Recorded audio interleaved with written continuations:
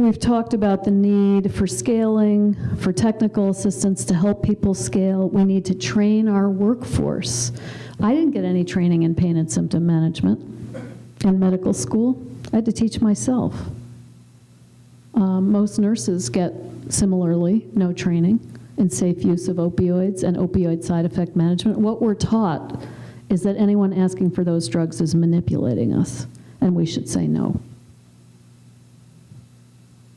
So we've got to work on making sure every nurse, every doctor, every social worker who touches a person with a serious illness has some training in palliative care, because everyone needs it.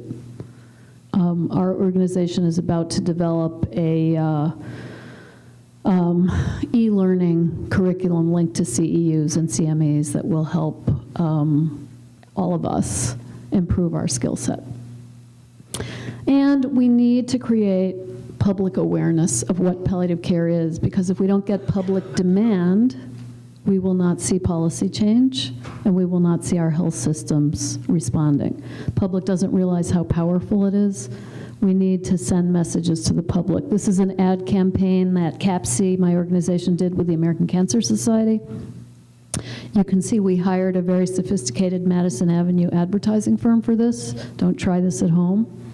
This requires real professional help. So the first one is obviously a ballet dancer with, she's got cancer, and when you see this with animation online, a purple marker comes in and does the vertical dancer. And on the right, this is a woman, and the black Arial font says chemotherapy, and then the crayon comes in and crosses out the CHE and the APY, mother. Very powerful message that there's a human being behind that label. And then it says palliative care addresses the whole person. So these, by the way, are available for free on the American Cancer Society Cancer Action Network website. Use them to explain what palliative care is to your patients and their families. So we're coming to the end, but here's the futurist.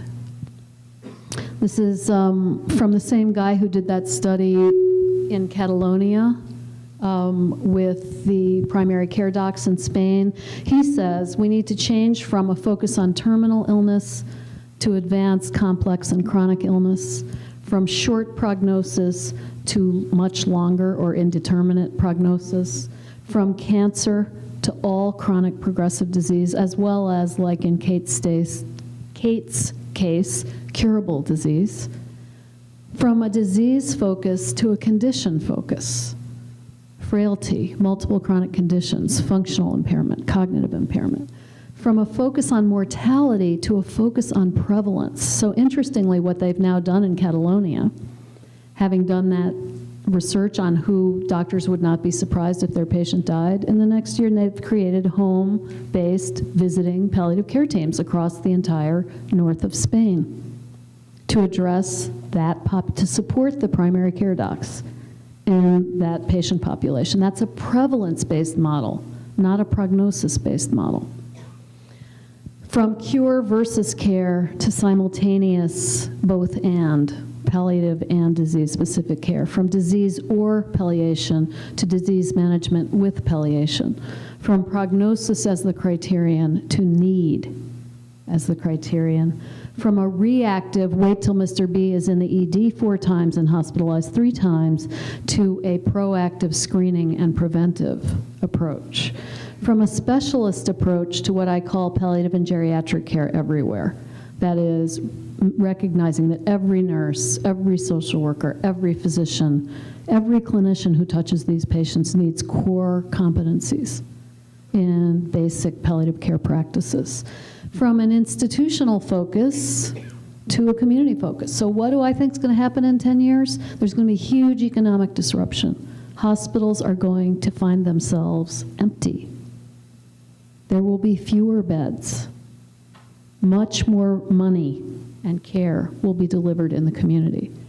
Staff who work in hospitals will need to be retrained and supported to bring their skill and their care to people at home. And the big barrier here is worry about the employment base. These health systems employ huge numbers of us. And that's the resistance to changing the model. But the model has to change. We can't afford to continue it as it is, and it's harming us. And from no regional planning to a public health approach. That is, instead of Mount Sinai competing with Cornell and NYU and Columbia and Montefiore, to actually thinking about what do people in northern Manhattan need? And how do we, our taxpayer dollars, get allocated to meet those needs? Instead, we have these huge entities with huge billboards competing with your taxpayer dollars. It's our money. We should have a say in how it gets allocated. And from fragmented care to integrated care. So I hope I've convinced you that this is starting to happen. It's just not everywhere. We know what to do. It's not a matter of not knowing what to do. It's a matter of just doing it. And this guy is a science fiction writer, William Gibson. One of my favorite quotes, "The future is here now. It's just not very evenly distributed." So thank you all very much.